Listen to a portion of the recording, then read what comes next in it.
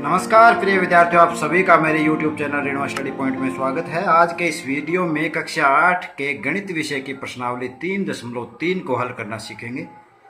तो प्रश्नावली 3.3 चतुर्भुजों को समझना हल करना शुरू करने से पहले अपने जान लेते हैं कि समानांतर चतुर्भुज क्या होता है। तो आइए चलते हैं प्रश्नावली 3.3 से पूर्व सामान्य परिचय पर, क्योंकि ये जो प्रश्नावली अपने करेंगे 3.3 है जो पूरे समानांतर चतुर्भुज पर आधारित है। तो समानांतर चतुर्भुज क्या होता है, इसकी विशेषताएं क्या होती है, तो इस वीडियो में ये सभी अपने समझेंगे। तो चलिए शुरू करते हैं। मान लेते हैं ए, बी, सी और डी एक समांतर चतुर्भुज है।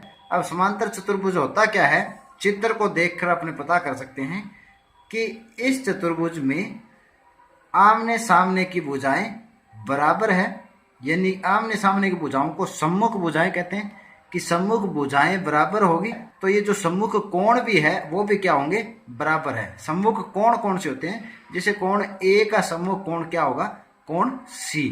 कोण बी का सम्मुख कोण क्या होता है, कोण डी। तो ये होते हैं सम्मुख कोण। और सम्मुख भुजाएं हैं, जैसे ए बी की सम्मुख भुजा कौन सी होगी, भुजा डी सी होगी।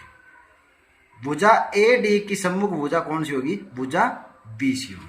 तो इनके कुछ विशेष जो महत्वपूर्ण विशेषता है वो आपको याद रखनी है।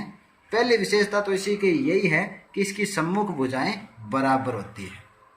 समानांतर चतुर्भुज की सम्मुख भुजाएं हमेशा बराबर होती है, ये आपको ध्यान में रखना है। सम्मुख भुजाएं बराबर होती है। दूसरी विशेषता देखिए, अब सम्मुख भुजाओं से मतलब आप समझ गए कि भुजा ए बी किसके बराबर होगी, हमेशा भुजा डी सी के, और भुजा ए डी किसके बराबर होगी, भुजा बी सी के। अर्थात इसको ऐसे समझ सकते हो, ये भुजा इसके बराबर और भुजा ये ए डी भुजा बी सी के बराबर। दूसरा है कि जो सम्मुख कोण है वो भी इसमें बराबर होते हैं। सम्मुख कोण बराबर होते हैं, ये समांतर चतुर्भुज की दूसरी विशेषता है। तीसरी विशेषता देखिए, इसके अंदर क्या होता है कि जो इसके विकिरण है, विकिरण क्या होते हैं, सम्मुख कोणों को जो रेखा मिलाती है वो क्या कहलाता है, विकर्ण कहलाता है। ये इसके आसन कोण होते हैं। जो इसके पास वाले कोण है वो क्या है, ए के जो आसन कोण है वो बी और डी है। आसन कोणों को छोड़कर ए को अगर तीसरे कोण से मिलाएंगे तो वो जो रेखा है वो क्या कहलाती है, विकिरण। इसी प्रकार बी से डी की जो रेखा है वो विकिरण कहलाते हैं, बी डी, विकर्ण बी डी। तो इसकी तीसरी ये विशेषता है कि इसके विकिरण एक दूसरे को समद्विभाजित करते हैं, बराबर दो भागों में बांटते हैं। तो लिख देते हैं, विकिरण हमेशा किसके, समांतर चतुर्भुज के विकिरण हमेशा समद्विभाजित होते हैं।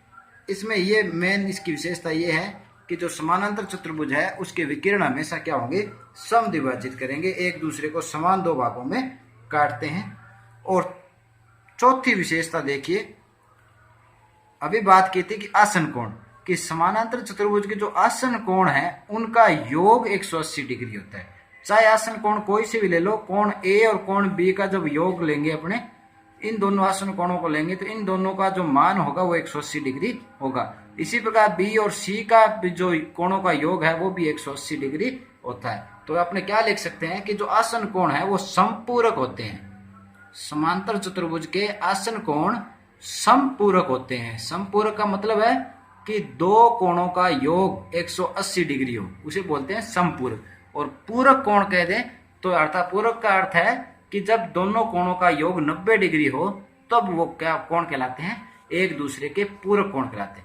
यहाँ जो आसन कोण होते हैं वो समपूरक कोण होते हैं।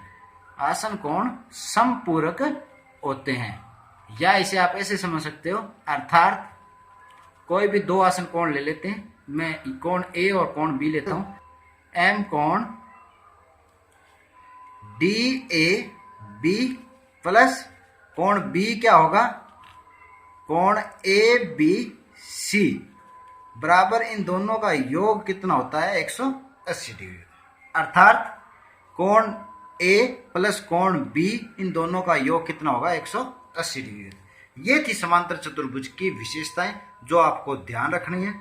तो चलिए इसी का पहला प्रश्न शुरू करते हैं। समांतर चतुर्भुज ए बी सी डी में दो विकिरण हैं ए सी और बी डी, जो ओ पर काट रहे हैं, प्रतिच्छेद कर रहे हैं। तो आपको इस आकृति को देखते हुए इन चार प्रश्नों के उत्तर व्याख्या सहित लिखने हैं कि कारण क्या है, जो आंसर आप दे रहे हो उसका कारण क्या है। तो पहला तो ये पूछ रहा है कि जो ए डी है वो क्या है और किसके बराबर है।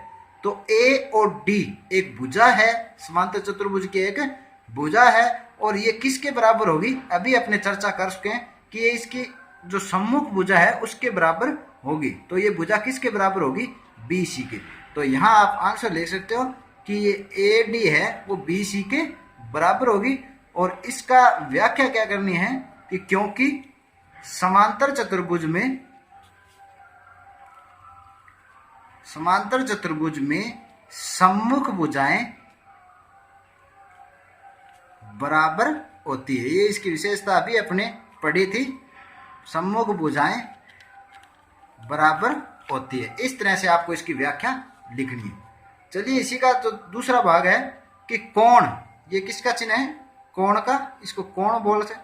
कोण डी सी बी, अर्थात ये किस कौन से कोण की बात कर रहा है कि कोण सी की बात कर रहे हैं कि कोण सी है वो किसके बराबर होगा, यानी कि कोण डी सी बी। तो देखिए आकृति में कोण डी सी बी, कोण सी की बात कर रहे हैं। तो कोण सी किसके बराबर होगा, कोण ए के बराबर होगा। क्यों होगा, क्योंकि ये दोनों कोण आपस में क्या है, सम्मुख कोण है।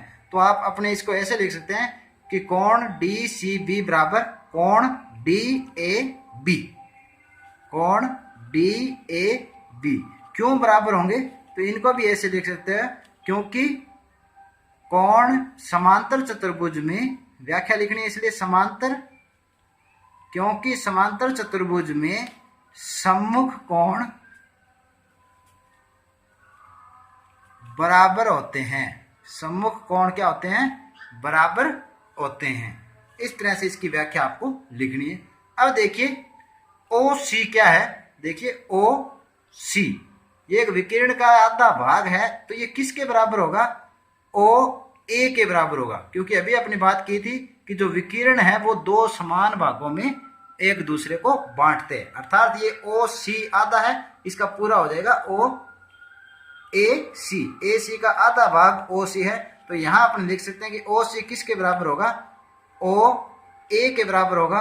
क्यों बराबर होगा, क्योंकि लिख देंगे क्योंकि समांतर चतुर्भुज में विकिरण परस्पर समद्विभाजित होते हैं, विकिरण परस्पर समद्विभाजित होते हैं। इस तरह से इसकी साथ साथ आपको व्याख्या भी लिखनी। अब देखिए कोण एम, अब देखिए कोण डी ए बी और कोण सी डी ए, अर्थात कोण ए और कोण डी का जो योग है वो कितना होगा। तो कोण ए तो ये रहा और कोण डी ये रहा, इन दोनों कोणों का जो योग है वो कितना होता है, 180 डिग्री। अभी बात कर चुके हैं कि ये दोनों कोण कैसे कोण है, आसन कोण है, और आसन कोणों का जो योग होता है वो 180 डिग्री होता है। तो इनका उत्तर अपने लिख देंगे 180 डिग्री। क्यों होता है उसका कारण लिखना है, क्योंकि समांतर चतुर्भुज में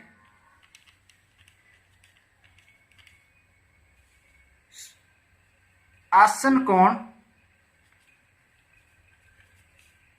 समपूरक होते हैं।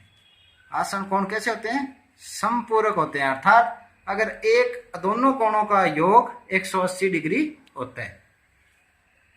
तो उम्मीद करता हूं कि इस वीडियो में समझाए गए प्रश्न आपको अच्छी तरह समझ आए होंगे। यदि आपको ये वीडियो पसंद आए तो इसे लाइक और शेयर जरूर करें। तो आज के लिए इतना ही, मिलते हैं नेक्स्ट वीडियो में इसी प्रश्नावली के शेष भाग के साथ। तब तक के लिए धन्यवाद।